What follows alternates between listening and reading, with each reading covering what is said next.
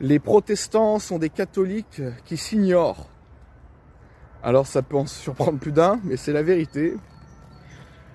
Le protestantisme est une réforme du sein du catholicisme. Luther, Calvin et compagnie, John Knox, etc. Tous ces gens-là étaient pour la plupart des prêtres catholiques et qui voulaient réformer l'Église catholique. Alors donc le protestantisme, on va dire que c'est quand même plus épuré que le catholicisme sur beaucoup de doctrines. Ils sont plus justes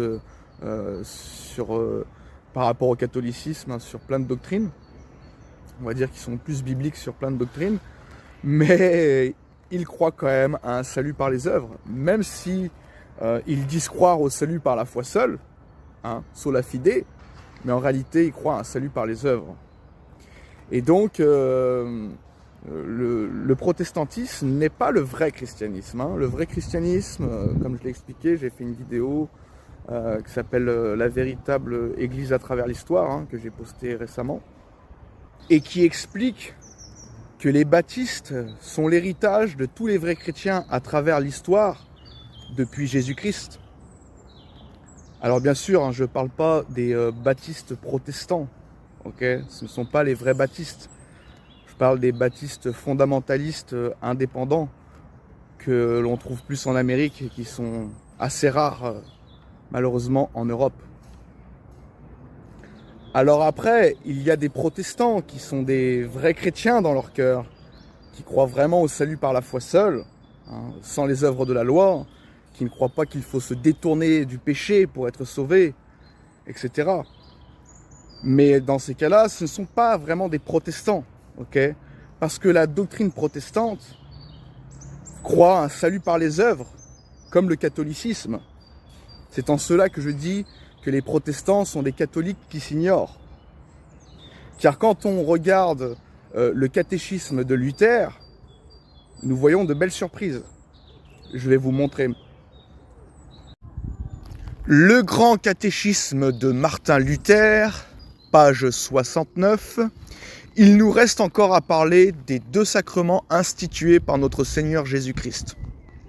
Alors déjà d'une, dans la Bible, il n'y a pas notion de sacrement. Il y a les ordonnances charnelles, comme le baptême, la scène, mais ce ne sont pas des sacrements, ce sont des commandements. Les sacrements, dans la tête des catholiques et des protestants, c'est justement recevoir la vie éternelle par ces rituels, si vous voulez. Non, la vie éternelle, nous la recevons par la foi en Jésus-Christ, le fait d'avoir cru. Donc on continue. Et que chacun de nous doit nécessairement connaître, puisque sans eux, il ne peut y avoir de chrétiens. Donc pour eux, sans les sacrements, tu ne peux pas être sauvé, tu n'es pas un chrétien. C'est grave, On continue, page 71. Ainsi, nous croyons que la puissance, l'utilité, le fruit et le but du baptême, c'est notre salut. Vous vous rendez compte ? Rien à redire, page 73. Dans le baptême, chacun de nous reçoit gratuitement ce remède contre la mort, ce bienfait qui nous donne la vie. C'est une hérésie encore. Nous savons que nous sommes sauvés par le fait d'avoir cru au Seigneur Jésus-Christ. Le baptême est un symbole de ce que nous avons cru, mais aucunement une utilité pour notre salut. Et n'est pas un remède contre la mort.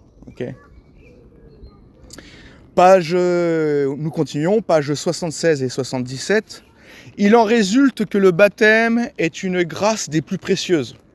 Wrong, La grâce la plus précieuse, c'est que Dieu a donné son Fils unique dans le monde pour mourir à notre place. Il nous arrache aux dents du diable et fait de nous des enfants de Dieu.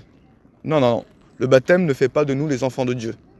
Le baptême d'eau ne fait pas aucunement de nous les enfants de Dieu. La Bible dit « Quiconque croit que Jésus est le Christ est né de Dieu. » Et dans Jean 1,12, il est dit « Mais à tous ceux qui l'ont reçu, à ceux qui croient en son nom, elle a donné le pouvoir de devenir enfants de Dieu. » Nous continuons. « Il maîtrise et ôte le péché. » Non. Ça encore une hérésie. C'est le baptême ne maîtrise rien et ne ôte absolument pas le péché. C'est l'agneau de Dieu qui ôte le péché du monde. Ok ? C'est son sacrifice qui ôte le péché du monde. Donc quand on croit au Seigneur Jésus-Christ, nous sommes justifiés, nous sommes plus considérés comme pécheurs. Ok ? La dette a été payée. On continue, fortifie journellement le nouvel homme en nous et continue à faire son œuvre et à exercer ses vertus salutaires. Ok ? Donc Luther considérait que dans le baptême, il y a les vertus salutaires, quoi. C'est complètement dingue. Jusqu'à ce qu'il nous ait fait parvenir de notre état de misère à l'état de gloire. Vous devez donc considérer votre baptême comme un vêtement nouveau dont vous devez vous revêtir tous les jours afin de vous maintenir dans la foi et d'en produire les fruits salutaires. C'est complètement dingue. Donc c'est vraiment un salut par les œuvres. Lui, il voit dans le baptême une continuité de la vie chrétienne, de la sainteté pratique, et d'être fidèle comme une sorte d'engagement en fait. Okay ? Non, il n'y a rien qui nous sauve. Nos œuvres ne nous sauvent pas. Hein. Romains 3,28 le dit, hein, car nous pensons que l'homme est justifié par la foi sans les œuvres de la loi. On continue. Dont les principaux sont... Donc attendez, je reviens. Afin de vous maintenir dans la foi et d'en produire les fruits salutaires, dont les principaux sont l'affaiblissement et la mort du vieil homme, le raffermissement de l'homme nouveau. Donc pour Luther, il faut justement... vivre par l'homme nouveau au mieux possible, restreindre le vieil homme, pour lui, ce sont des fruits salutaires. Non, mon ami. Quand tu as cru au Seigneur Jésus-Christ, que tu vives plus ou moins par l'ancien homme, ok, si tu vis que trop dans la chair, tu es quand même sauvé. C'est vraiment gratuit, il n'y a rien à faire en échange pour être sauvé. Si tu vis pas par le nouvel homme, si tu marches pas selon l'esprit, tu restes quand même sauvé parce que tu es scellé du Saint-Esprit au moment où tu as cru au Seigneur Jésus-Christ. Donc voilà, encore une hérésie de plus, hein, un salut par les œuvres, que Luther professe. On continue, car si nous voulons être des chrétiens, il faut aussi que nous donnions cours à cette œuvre de grâce par laquelle nous le sommes devenus. Donc pour lui encore, pour être chrétien, il faut que nous continuions dans une sainteté pratique par rapport au baptême, hein, qu'il voit comme un sacrement, comme une œuvre de grâce que Dieu donne. Non, l'œuvre de Dieu, c'est que vous croyez à celui qui l'a envoyé. Il n'a jamais dit que le baptême est requis pour le salut. Le baptême n'est pas une œuvre de Dieu. Okay ? L'œuvre de Dieu, c'est que nous croyons au Seigneur Jésus-Christ qui est mort pour nos péchés. On continue. La rémission des péchés que nous avons obtenus dans le baptême se transmet à toute notre vie. Vous vous rendez compte ? La rémission des péchés que nous avons obtenus dans le baptême se transmet à toute notre vie. Donc pour eux, le baptême d'eau ôte les péchés pour eux. La rémission des péchés s'obtient par le baptême d'eau. Mais ils vont te dire non, c'est pas juste le baptême d'eau, c'est la foi et le baptême. Ok ? Non, la Bible dit que nous sommes sauvés par la foi sans les œuvres de la loi. Ok ? Comment donc le baptême d'eau peut rentrer en compte ? Je veux dire, le baptême d'eau est un symbole, mais le baptême d'eau ne sauve absolument pas. C'est notre foi en Jésus-Christ qui sauve. Donc c'est pas la foi et les œuvres qui sauvent, c'est la foi seule qui sauve. Si nous mettons notre confiance dans nos œuvres, donc dans notre baptême, dans la prise de la scène, ou dans notre sainteté pratique, je veux dire, on n'est pas sauvé. On a mis notre confiance pas entièrement en Jésus-Christ. Si nous croyons que nos œuvres contribuent à notre salut. Non, c'est la foi seule qui justifie. Et donc, comme je l'ai dit tout à l'heure, les protestants disent croire au salut par la foi seule, mais ce n'est pas vrai. Ils considèrent que nous sommes sauvés par la foi et les œuvres. C'est une fraude. Donc la rémission des péchés que nous avons obtenus dans le baptême se transmet à toute notre vie. Nous pouvons nous l'approprier tous les jours par la foi, aussi longtemps que nous avons à lutter contre le vieil homme. Donc voilà, c'est très clair, hein, je vous ai montré là quelques perles du grand catéchisme de Martin Luther. Et donc, il y a encore d'autres choses, hein, j'ai pas tout sorti, Mais voilà, donc si on s'en tient au protestantisme, hein, c'est vraiment ce que le protestantisme, ce que les réformateurs protestants professent, ben si les gens croient cela, ils ne sont pas sauvés, ok? Parce que c'est un salut par les œuvres, qu'ils masquent soi-disant que c'est un salut par la foi, et les sacrements sont l'œuvre de Dieu, une grâce que Dieu donne aux hommes, etc., etc., tout un blabla qui n'est pas vrai, ok? Il n'y a aucune mention de sacrement dans la Bible. Il n'y a rien qui nous donne, qui nous introduit dans la vie éternelle. Il n'y a rien de sacré, qui nous sauve, hormis le fait d'avoir cru en l'œuvre rédemptrice de Christ à la croix. Et c'est pareil pour les protestants calvinistes qui disent croire à un salut par la foi seule, mais qui en réalité croient à un salut par les œuvres, puisqu'ils enseignent une doctrine de damnation, une hérésie de damnation, qui est la persévérance des saints. Pour eux, quelqu'un qui est vraiment sauvé va forcément œuvrer, persévérer dans une sainteté pratique, etc. Non, la Bible enseigne plutôt la préservation des saints, donc de ceux qui sont sauvés. Même si elle marche dans une vie de péché et qu'elle vit dans le péché, elle restera toujours sauvée. Car même Paul dit dans Romains 4, verset 5, « Et à celui qui ne fait point d'œuvre, mais qui croit en celui qui justifie l'impie, sa foi lui est imputée à justice. » Donc, rien que ce verset 5 de Romains 4 détruit entièrement la doctrine perverse et damnatrice qui est la persévérance des saints que le calvinisme professe. Le calvinisme qui est une réforme protestante. Et donc pour eux, il n'est pas concevable que quelqu'un de sauvé puisse demeurer dans le péché, comme ils disent. Pourtant, il y a plein de cas dans la Bible, comme le roi Saül, qui a très mal fini, mon frère, qui a fait tuer des prêtres de l'Éternel quand il était en chasse envers David, et pourtant, qui est sauvé. Il s'est même suicidé, mais il est sauvé, il a rejoint Samuel. Nous savons que Samuel était sauvé. Il y a aussi le cas de Salomon, qui s'est prosterné devant Astarté. Et Salomon ne s'est pas juste prosterné devant Astarté, mais aussi devant toute l'armée du ciel, donc de toutes les fausses divinités païennes. Et pourtant il est sauvé, parce que dans son cœur, il a cru entièrement l'Éternel. Et donc voilà, le salut est gratuit, hein. Romains 6, 23 le dit, car le salaire du péché c'est la mort. Nous devrions tous aller en enfer, pour un seul péché, c'est le salaire. Mais la bonne nouvelle, mais le don gratuit de Dieu, mais le don gratuit de Dieu, c'est la vie éternelle en Jésus-Christ notre Seigneur. C'est un don gratuit, il n'y a rien à faire en échange. Il a juste fallu prendre le cadeau, juste d'avoir cru. Tu crois, tu as la vie éternelle, tu as pris le cadeau, c'est ça, croire. Donc à partir du moment où tu as cru, tu as la vie éternelle. Et donc il n'y a rien que tu puisses faire pour perdre ton salut.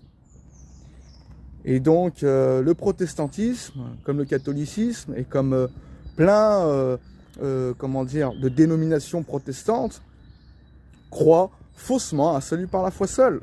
Parce qu'ils vont te dire juste après, tiens, mon ami, il faut croire, mais aussi il faut être baptisé pour être sauvé. Et il faut maintenir une vie de sainteté pour ne pas perdre le salut, etc. Ils vont te dire, repens-toi de tes péchés. Il faut croire et se repentir de ses péchés pour être sauvé. Non, ce n'est pas vrai. Il n'est jamais écrit dans la Bible, repens-toi de tes péchés pour être sauvé. C'est une hérésie de damnation de croire cela, Et donc, les protestants évangéliques croient aussi à un salut par les œuvres. Il suffit de regarder leur confession de foi. Quand tu regardes leur confession de foi, c'est toujours mentionné une chose alarmant moelleux, croyez au Seigneur Jésus-Christ et repentez-vous de vos péchés, ou croyez au Seigneur Jésus, et si vous êtes vraiment sauvés, vous allez maintenir une vie de sanctification pratique, blablabla, blablabla. Toujours un salut par les œuvres. Je vais vous le montrer en prenant un exemple, maintenant. Regardez. Donc, prenons le cas de l'église Hillsong, et vous verrez que dans la confession de foi il professe un salut par les œuvres. Nous allons voir, on descend, donc c'est tout en bas, c'est d'ailleurs marrant que ça soit pas quelque chose qui est mis en premier. Et là il est écrit What we believe, ce que nous croyons. On clique dessus. Voilà, What we believe. On va dans leur confession de foi. Et on va trouver la perle. Voilà, we believe. Alors je vais le traduire en français parce que c'est en anglais. Je mets copier et on va aller dans Google Traduction, coller. Et nous lisons, nous croyons que pour recevoir le pardon et la nouvelle naissance, nous devons nous repentir de nos péchés, croire au Seigneur Jésus-Christ et nous soumettre à sa volonté pour nos vies. Donc ça peut pas être plus clair. Eux conçoivent, donc ils sont conçoivent comme plein d'églises évangéliques, comme plein de protestants, etc. Même des églises qui ne sont pas protestantes. Vous allez dans leur confession de foi. Eux, pour être nés de nouveau, donc d'être sauvés, okay, nous devons nous repentir de nos péchés. Donc se détourner de ces péchés. Croire au Seigneur Jésus-Christ, je veux bien, ça c'est ok. Mais il n'y a pas mention de se repentir des péchés pour être sauvé. C'est la confiance en Jésus-Christ seul qui sauve, on est d'accord ? Et donc, ils mettent aussi, et nous soumettre à sa volonté pour nos vies. Donc pour eux, il faut se repentir de ses péchés, ok, il faut se détourner de ses péchés, croire, et il faut se soumettre à sa volonté, donc Lordship Salvation, comme souvent ils disent, c'est-à-dire suivre le Seigneur dans les commandements, etc., etc. Donc voilà, je vous ai montré ce que croit Hillsong, et parmi tant d'autres églises protestantes évangéliques, c'est pareil, c'est la même chose, d'une manière des fois un peu plus subtile, mais c'est toujours pareil, repens-toi de tes péchés, il y a toujours une bourde. Voilà. Alors oui, je suis d'accord, nous devons nous repentir pour être sauvés, mais il n'est pas question de se repentir de ses péchés, de se détourner de ses péchés pour être sauvé. Non, non, non. Le mot repentance veut dire changement, changer, tu peux l'appliquer à toute chose. Même dans la Bible, Dieu se repent. Donc ça ne veut pas dire que Dieu se repent de ses péchés, parce que Dieu est sans péché, ok ? Donc je peux changer de direction, je peux changer de chaussettes, ok ? Et quand Jean dit « repentez-vous car le royaume des cieux est proche », il ne parle pas de se repentir de ses péchés, mais de changer d'avis, ok ? Sur qui est le Messie à venir. Donc en fait, de placer sa confiance en Christ plutôt qu'en ses bonnes actions ou en défaut de Dieu. Ok ? Donc, se repentir, c'est inhérent. Au moment où tu crois au Seigneur Jésus-Christ, tu t'es forcément repenti. Ok ? C'est-à-dire que tu es passé de l'incrédulité à croire au Seigneur Jésus-Christ. C'est ça la repentance. D'ailleurs, Paul nous le dit bien dans Acte 19, verset 4. Il est dit, Jean a baptisé du baptême de repentance, disant au peuple de croire en celui qui venait après lui, c'est-à-dire en Jésus. Ok ? Donc, le but de cette repentance, c'est que toi, qui ne croyais pas au Seigneur Jésus-Christ, qui ne croyais pas que c'était le Messie, qui ne croyais pas que c'est le Fils de Dieu, que c'est lui qui te sauve, eh ben, repens-toi, justement, change d'avis et crois en lui. C'est ça la repentance à salut. Ok ? Ce n'est pas le fait de se détourner de ses péchés pour être sauvé. Ok ? Se repentir de ses péchés, c'est une chose très bonne à faire. Ok ? C'est quelque chose que nous devrions faire tous les jours. Ok ? Mais ce n'est pas requis pour le salut. Ok ? Parce que on est impur. Hein. Pour un seul péché, nous devrions tous aller en enfer. Donc se repentir de ses péchés ne peut pas nous sauver. Ça, c'est notre communion avec Dieu, être en bon terme avec le Seigneur, mais ça ne nous sauve absolument pas. Ok ? Donc, se repentir pour être sauvé, c'est le fait justement de se détourner de nos fausses croyances et donc de se tourner vers Jésus-Christ pour être sauvé, donc de croire en lui pour être sauvé. C'est ça la repentance. qui est mentionné dans la Bible pour être sauvé. Ok. Donc, voilà, pour terminer, ceux qui croient en la doctrine protestante, notamment sur le salut, car le protestantisme professe un faux salut, car elle professe un salut par les œuvres, même si elle dit croire un salut par la foi seule, ce n'est pas vrai. Donc ceux qui croient vraiment dans leur cœur à la doctrine protestante par rapport au salut sont des catholiques qui s'ignorent, ok? Et donc ils ne sont pas sauvés, car le salut est par grâce, par le moyen de la foi, sans les œuvres de la loi. Et donc, si quelqu'un conçoit qu'il faut se repentir de ses péchés, qu'il faut être baptisé, okay, qu'il faut avoir la foi et faire ces choses en plus pour être sauvé, ils ne sont pas sauvés. C'est pas la foi et les œuvres qui sauvent, c'est la foi seule qui sauve. Okay, c'est mettre entièrement sa confiance en Jésus-Christ, en son œuvre rédemptrice à la croix qui sauve. Après, tout le reste, c'est bien de le faire, ok? Ce sont des commandements de Dieu. Ok, d'être baptisé, de prendre la scène, de marcher selon l'esprit, de se détourner du péché. Dieu veut tout ça, ok? Mais ce n'est pas requis pour le salut. Nous ne devons pas mettre notre confiance en nous-mêmes, en nos propres bonnes actions, en notre sainteté pratique, etc., comme je l'ai déjà dit. Ok, c'est la foi seule qui sauve. Et donc voilà, les protestants sont des catholiques qui s'ignorent, s'ils croient vraiment dans leur cœur aux doctrines protestantes, notamment sur le salut. Que Dieu vous bénisse, à une prochaine vidéo.